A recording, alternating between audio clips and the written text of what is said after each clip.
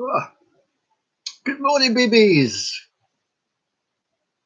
I heart New York. I've never actually been. Not quite sure how I got this. Two of my sons have been to New York, so it might have been one of them. So I don't know. It wasn't a charity shop, I know that. First cup of tea of the day. What time is it? It's 11:30 a.m. I had a lie-in today. Well-deserved lie-in, and I watched some of the old football with Brian Moore. My word, they were rubbish programmes, weren't they? And the football was just awful. Never mind. It was thought it were great at the time. That's all that matters. So here we are today in the studio again. SRG, studio in the garden. And I have another painting. The painting today that came out of there. That gap there is this one.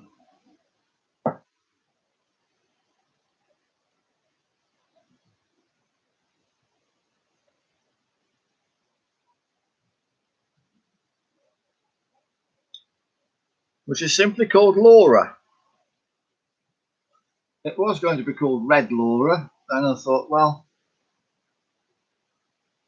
maybe I should just call it Laura. Anyway, Red Laura was at university with me. Not my age, obviously. And her nickname was Red because she had red hair. Her hair on my tongue. Sorry. Not natural red hair, she dyed it red. Everything was red. She loved red. Great gal. Great gal. She got her first. And the thing was, she stuck to her guns regarding her paintings.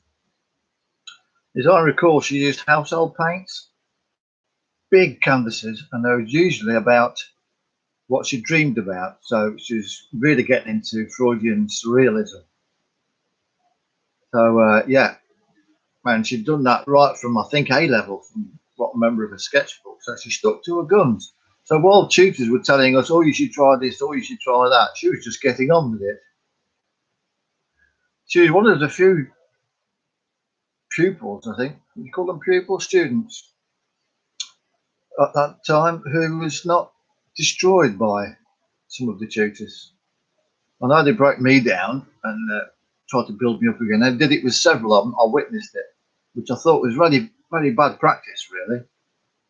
We should allow people to develop their own work, not be a clone of you.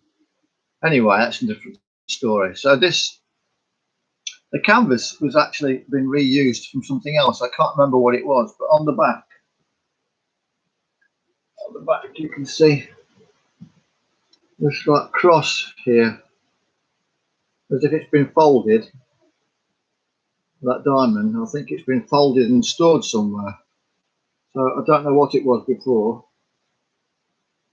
That's not very good, is it? Very poor workmanship there, Stevie BB. Never mind, eh? So anyway, I remember she did a big painting. Well, not actually, it was about this size, perhaps a bit bigger than this, of just a butterfly in her own inimitable style. And I thought it was fabulous. So I put a butterfly at the bottom of the painting, and the flowers. I don't know if they're anything special to her. I can't remember, but they seem to fit the painting. They seem to fit it, and I think it's one of my favourite paintings. Unfortunately, it needs stretching because the fabric, the canvas has gone a bit baggy. That needs sorting out. Won't take much to sort out. It's 52 square centimetres. It's on my website, I believe. So if you want to know the price, have a look on there. It's called Laura. Well, I might have called it Red Laura on the website.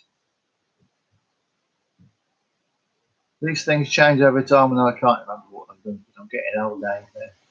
I'll be 64 soon. And I get old and losing my hair. Yeah, it's done. It's gone. Come on, it kind of suits me now. I think you get to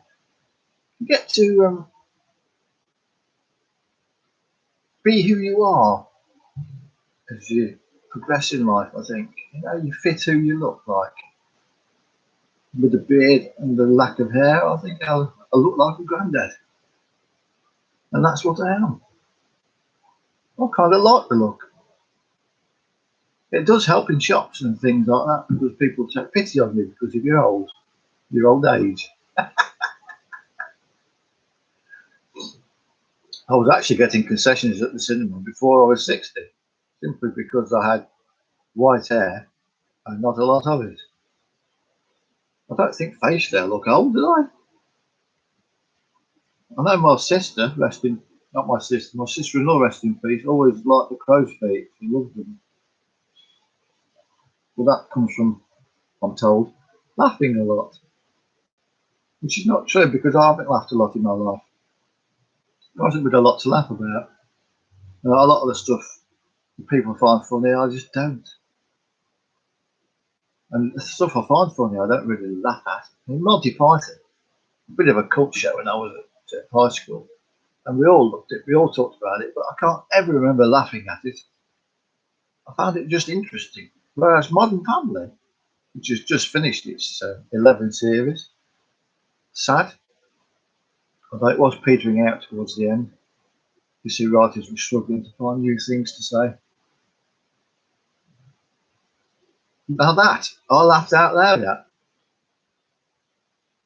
So that's I think that makes it a really, really good, funny show, mixed with seriousness. I do think some of the characters on that show could go on and do spin-offs. I mean, the Cameron Mitchell characters, I'm pretty sure there's a whole new series there, isn't there? There's two gay men with adopted a Vietnamese girl and now a boy. Imagine all the problems they could be having as they live in Missouri, because I think that's where they're moving to, where Camden, redneck country.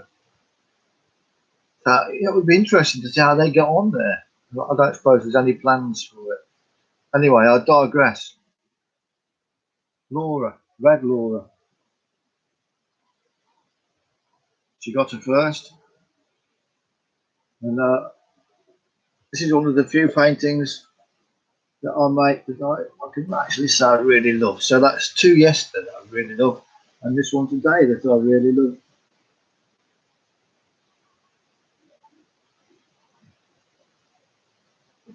I think I love it for the same reason I love the two yesterday, where it wasn't so precise. Like yesterday's hands were a little bit, and you can see they were meant not to be. It wasn't as if they were trying to do them realistically and gone wrong. I'd clearly done them unrealistically, and because of that, they looked good. And the same with the face here. It's just a few lines, really. I've not tried to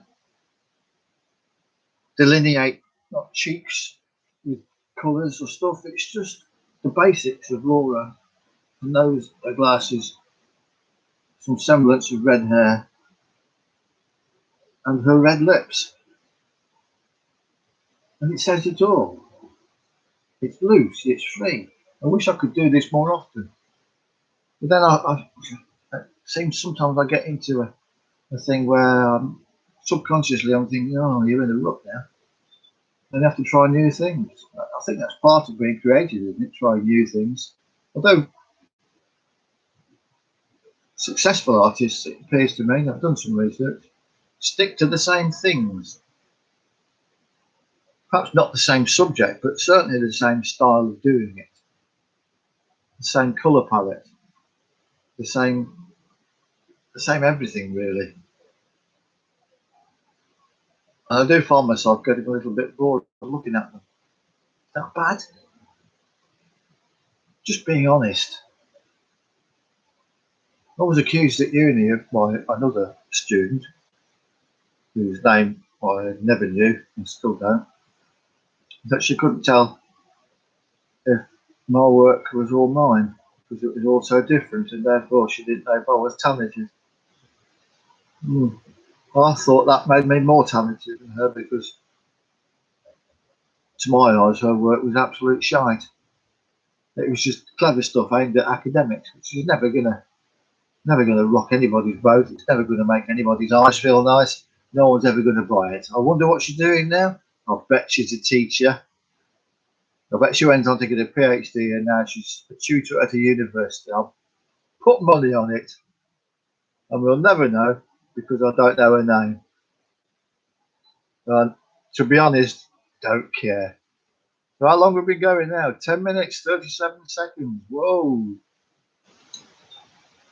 So I've got up. I've got a lot to do today, I think. I've still got to do my daily self-portrait to upload to Instagram and Facebook. I've still got to write a couple of more pages of the novel, which is coming along slowly. I'm not, normally I rush these things and I get fed up. So I'm taking my time and seeing where it goes. I have a rough idea and you get surprises, don't you? Just like a painting, you get surprises if you allow them to happen, and the surprises are really, really good sometimes. So anyway, it's goodbye from me, and it's goodbye from Laura. Love all, hurt none, and walk in soft shoes.